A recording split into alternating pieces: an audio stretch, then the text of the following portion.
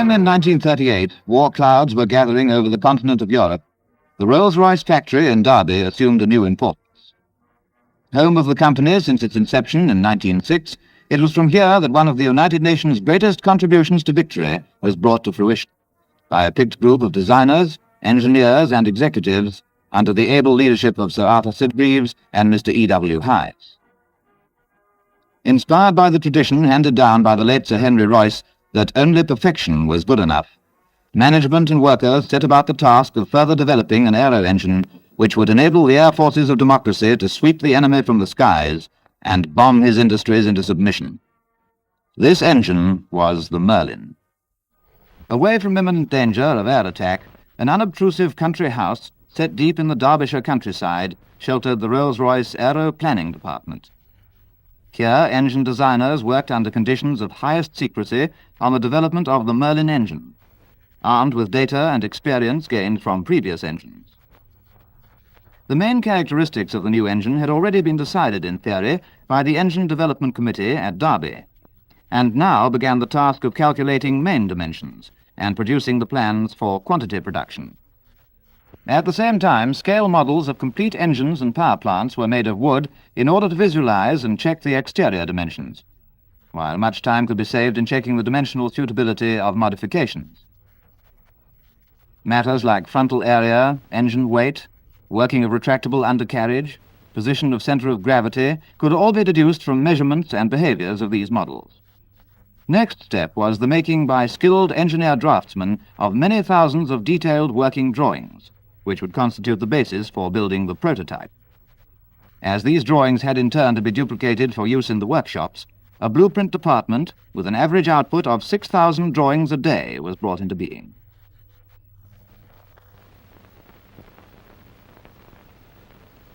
At the experimental shop in Derby, emphasis is on the man rather than on the tool. Versatility is the keynote. Every job is different, and the men in this shop are among the most skilled workers in the Rolls-Royce organization. Soon the first components begin to take shape. In the experimental shop, the tool equipment is less specialized than that of the factories on production work, as it is concerned mainly with one-off jobs. Where duplication is necessary for parts like connecting rods, a Keller machine is used. The cutters are made to follow a master template, producing several identical pieces at a time.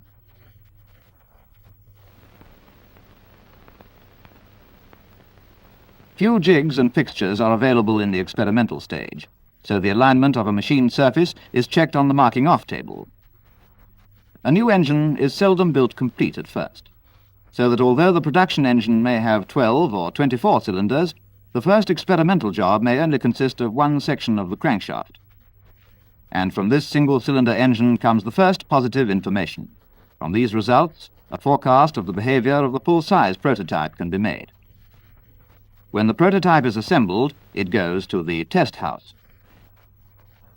The engine is coupled to a dynamometer, which is a form of water brake, which absorbs the entire power output of the engine, and is capable of adjustment so that the characteristics of the engine at different loads and speeds can be measured.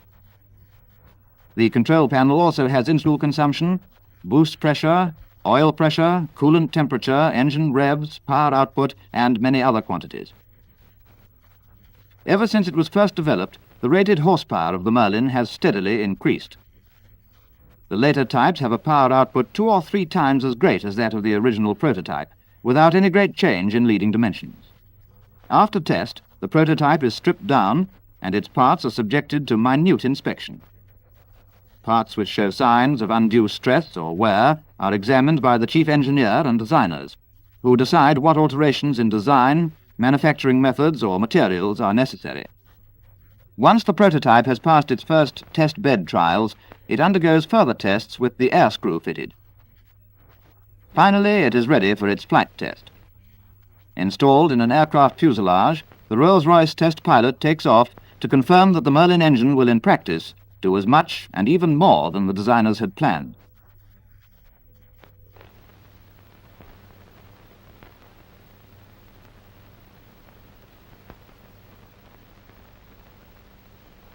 Realizing that quantity, as well as quality, would be the need of the day, the Air Ministry asked Rolls-Royce to build a large factory away from Derby for the quantity production of Merlin engines. In 1938, work began on the erection of a large ultra-modern plant at Crewe, while in 1939, as war became a certainty, the company were asked to build yet another factory about twice the size of Crewe. Glasgow was selected, and work commenced on the Glasgow plant in July 1939. By early December, the first machine tools were already in production on the Merlin.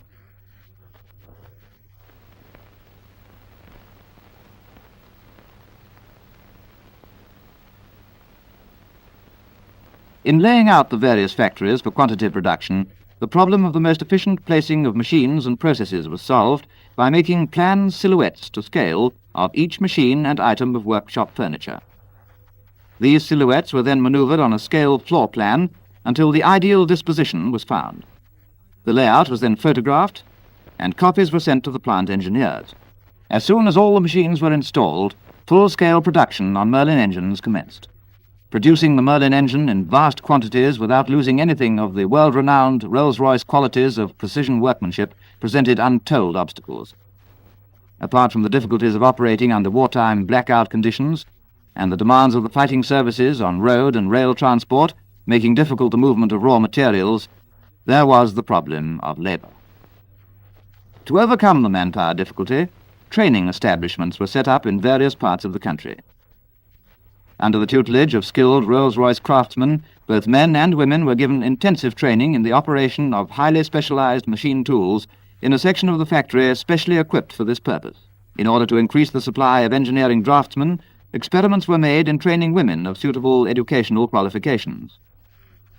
Inspired by the firm's tradition, these women eagerly proved their aptitude for this exacting work, and large numbers graduated to works drawing offices at the various plants. Apart from training men and women for aero-engine production, the company was faced with the problem of housing and transporting them to and from work. At both Crewe and Glasgow, housing estates and hostels were built within sight of the plant to shelter the workers who had come from all over the United Kingdom. In view of the fact that in Glasgow alone over 1,500 houses had been built, the local transport companies were called upon to cooperate in organising 126 special bus services to and from a depot inside the works itself, enabling the workers to get immediate transport to outlying districts. To protect the factories against air and ground attack, strong Home Guard and civil defence detachments were formed, made up of volunteer workers from the various plants.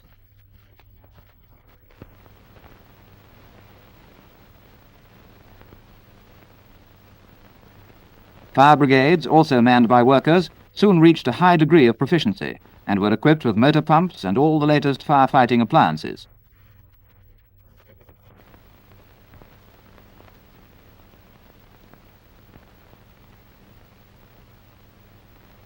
The Rolls-Royce organisation was possibly unique in having its own bomb disposal unit, equally prepared to play a vital and dangerous part in an emergency.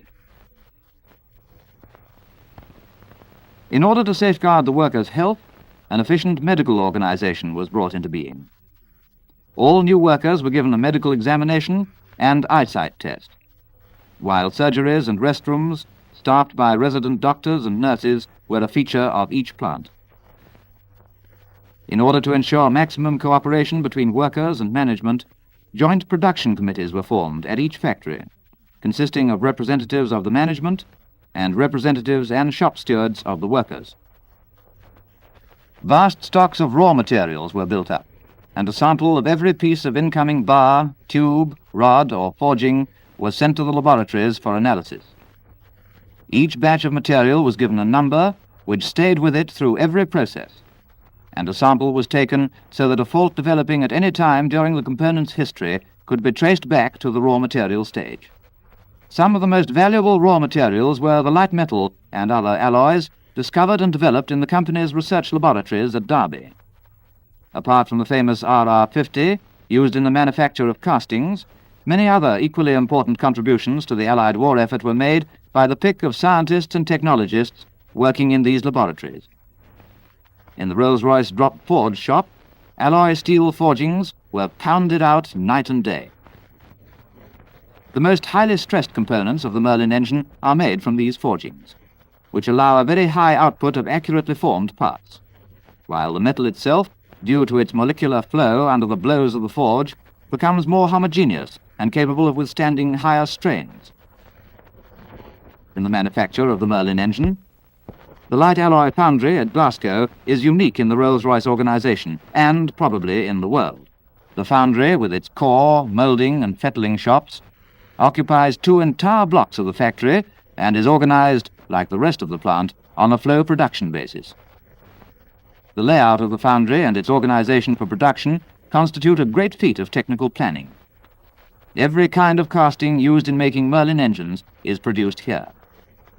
Very many difficulties had to be overcome on the material side of the process, and the achievement is made more remarkable by the fact that many of the workers are trainees, a large proportion of them women. Core making is a process which illustrates the way in which complex operations normally requiring much time and a high order of skill have been rendered rapid and certain in the hands of trainees of both sexes. The lighter cores are made by hand and mainly by women, on core tables to which ready-mixed sand is delivered by an overhead conveyor system. All the 300-odd intricate cores which go to each engine are made in the same manner. Organisation has made each individual job simple. Men make the heavier cores by machine. A number of heavy cores are used in the upper half of the crankcase mould to form the bearing webs. This is one of the 2 main moulding bays, which are arranged on either side of the line of furnaces. The moulding machines are mostly of the rollover jolt type, both hydraulically and pneumatically operated and very simple to control. This mould, for the upper half of the crankcase, is the largest on the engine. Complete with cores and moulding box, it weighs a ton. The number of cores in the mould are an indication of the intricacy of the casting. This mould of the upper half crankcase, although the largest, is by no means the most intricate in the engine. The aluminium alloy, principally the famous RR50, is melted in gas-heated tilting furnaces adjacent to the mould conveyors. The larger moulds are poured from 2 sides simultaneously. This allows the use of ladles of manageable size and also tends towards an even temperature of metal throughout the mould. Very many and very large risers are employed to ensure sound metal in the casting. Castings are fettled in this bay with power saws and pneumatic hand tools. The first job is cutting off the runners and risers. On large castings, these are very massive, and a special type of twin-hand circular saw has been developed to do the job. The saws cut into the surplus metal from both sides so that it can be easily broken away at the end of the cut. Final fettling of the castings is done with pneumatic chisels. These cut away all the flash and webs which are not needed in the finished casting. Every casting is inspected before it goes for heat treatment. Before the castings are machined, they undergo heat treatment in this 88-feet-long priest furnace.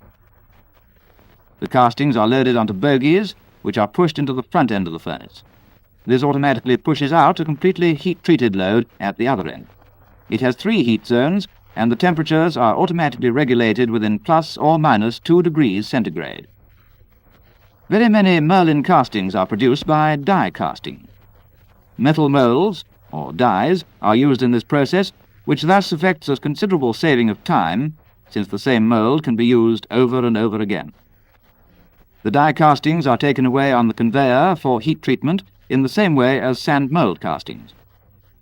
These die castings can be made to much finer limits than can ordinary sand castings. The surface is smoother, and because no gases are evolved in the mould, the metal is usually more homogeneous. The castings go to the machine shops for finishing. During the last few decades, amazing progress has taken place in the development of very elaborate and complex machine tools, both automatic and semi-automatic. Even in the hands of trainees or unskilled operators, these machines can and do perform the apparent miracle of producing in vast quantities the most intricate parts with the highest degree of precision. Actually, many men and women classed as unskilled or semi-skilled have become highly skilled and proficient in working a particular machine or operation, but the term is still used to distinguish them from the fully skilled Rolls-Royce operator. Operators, such as those at the Derby Works, have served a long term of apprenticeship, and schooled in the Rolls-Royce tradition have become qualified by this skill and experience to set up any machine and make the many adjustments necessary to keep it producing accurate work in the hands of trainee operators. Many of these machines have actually been developed by Rolls-Royce engineers, and such is the final simplicity of operation that although a skilled man would need vast quantities of complex drawings to make the parts by hand, these company-developed machines can be handled by comparatively inexperienced trainees while still retaining the rigid Rolls-Royce standards of precision. The crankshaft is probably the most highly stressed component of an aero engine. Over 140 separate machining operations are needed to produce the Merlin crankshaft. For these processes, a large number of special-purpose machines were developed by Rolls-Royce, including vertical and horizontal automatic lathes, deep drilling and grinding machines, and these crankshaft lapping machines. The rough crankshaft forging weighs 250 pounds. In its finished condition, the shaft weighs 108 pounds. The connecting rod is another highly stressed component of the engine, and over 160 operations are necessary to produce a completely articulated pair. After every machine operation on a Rolls-Royce component, the part is subjected to careful inspection before passing on to the next operation. Women proved themselves to be particularly adept at this exacting work. There are over 11,000 parts in a Merlin engine, and a high proportion of the smaller items are made from bar material on automatic and capstan lathes. Except for tool setting, this work is repetitive, though quite an amount of skill is needed to be a good operator. Nevertheless, the consistently high output figures on close limit work to Rolls-Royce standards, achieved by trainee men and women who previously had no experience in the engineering industry, is indeed a remarkable achievement. Some 90 different types and sizes of gear wheels go into the Merlin, and all must be produced to exceptionally high standards of accuracy.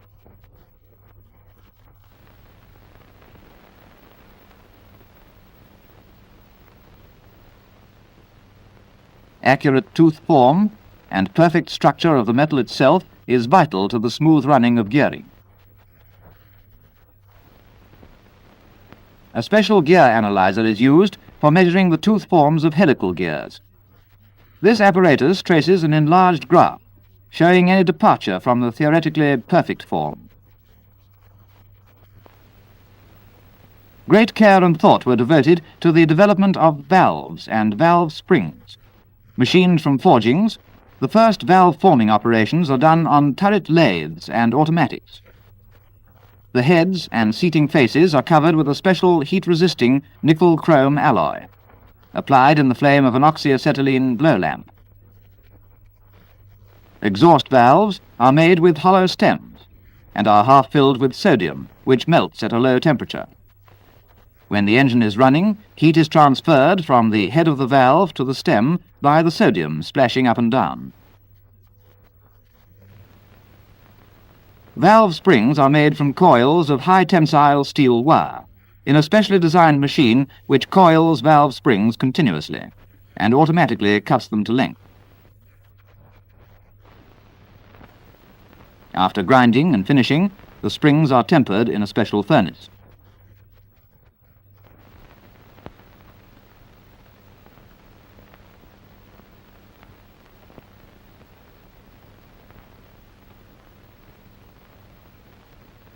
The journal and big ends of the Merlin run in bearings of a lead-bronze alloy. The bearing shells are made of steel, into which are inserted casting tubes, secured by spinning their lower edges over in a lathe.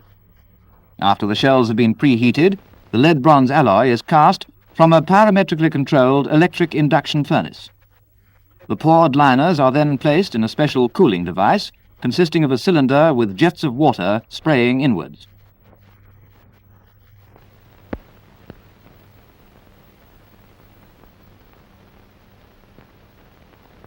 The rotor of the supercharger is outstanding among the light alloy components of the engine.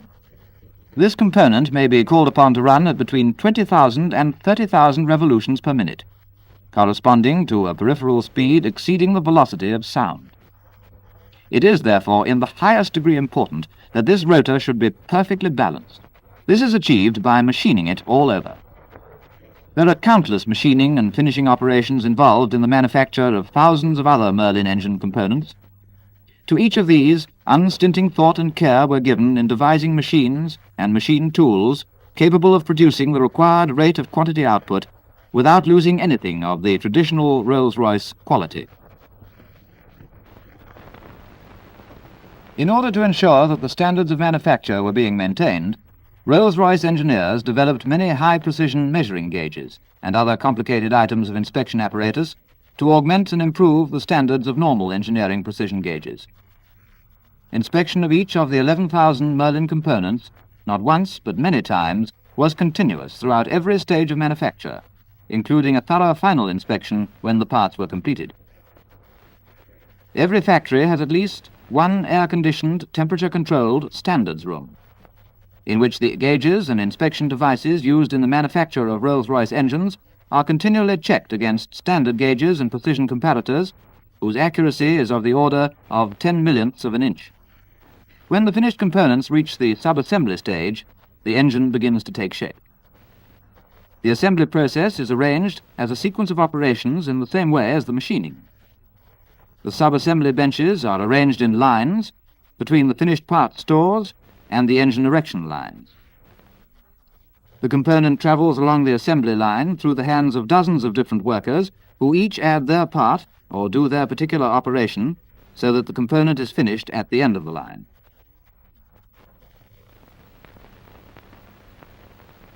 Components like the supercharger are built up separately so that they go into the engine as complete units.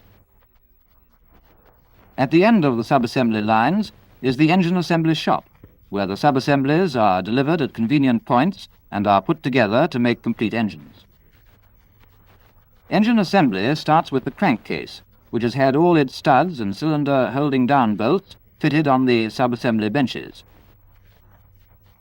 The engine assembly line has a bench-height rail track down the center, which enables the work to be pushed easily from station to station along the line. A turntable in the track at each siding enables the engine to be run off the main line while fitting is in progress, leaving the main line free for the flow of work. At each station, a sub-assembly or component is added to the engine. As the engine passes down the line, it gradually takes form. The policy of specialization is applied here in the same way as in the other departments of manufacture. Each job is done by a crew who are specialists in fitting their particular component. This policy enables the workers to become expert in a short time. At the end of the line, the completed engine is vetted by an inspector who notes the numbers of individual components and assigns a new number to the whole engine. From now on, it has an identity. It is given a logbook in which all its subsequent history will be recorded, but meanwhile it is to be taken away for its first run on the test bed. Every Merlin is run on the test bed before it is passed into service. The Ministry of Aircraft Production prescribe very stringent tests for engines to be used in the RAF or the Fleet Air Arm, so several hours' run at the rated horsepower of the engine are followed by bursts at maximum power, while test engineers make careful notes of the engine's behavior. A certain proportion of engines which have satisfactorily passed their tests are nevertheless brought back and immediately stripped down. The running test demonstrates that every component is capable of doing its job. This strip down is to make sure that there has been no overheating or overloading, and to ensure, in short, that the engine will go on doing its job and maintain the standard of manufacture. Once more reassembled, the engines are ready for active service, but the job is not yet finished. Just before the war, it became apparent that in order to ensure the satisfactory installation of the engine and the consequent safety of the aeroplane's crew, it was necessary for Rolls-Royce to devote their engineering skill to designing the completely cowled power plant installation, ready for attachment to the aeroplane fuselage. This enterprise in tackling the complete power plant and developing it into a quickly detachable and interchangeable unit was acclaimed as one of the outstanding achievements of British aviation during the war. No survey of Rolls-Royce wartime service would be complete without reference to some of their many other contributions to the success of the Allied nations. Early in the war, it became obvious that the facilities which had been envisaged for the repair of damaged engines were going to prove entirely inadequate. and measures to remedy the position became of the utmost urgency. Rolls-Royce set about tackling this problem and had the satisfaction of seeing the figure of overhauled engines, which stood at a few hundred in 1939, rise to over 18,000 during 1944.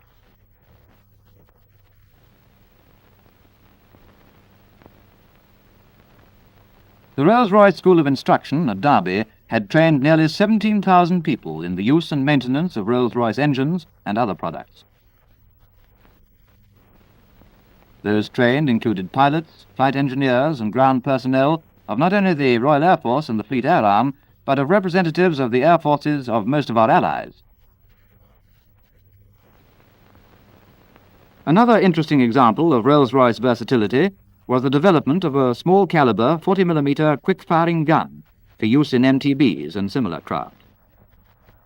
The Merlin engine was also adapted for powering these high-speed motorboats.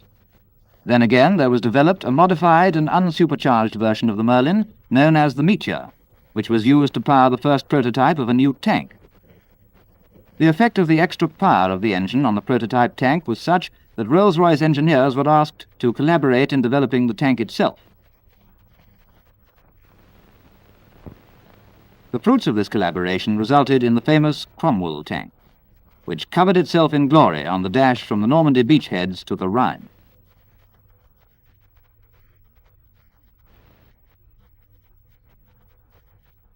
The Rolls-Royce organization may well be proud of its contribution to victory.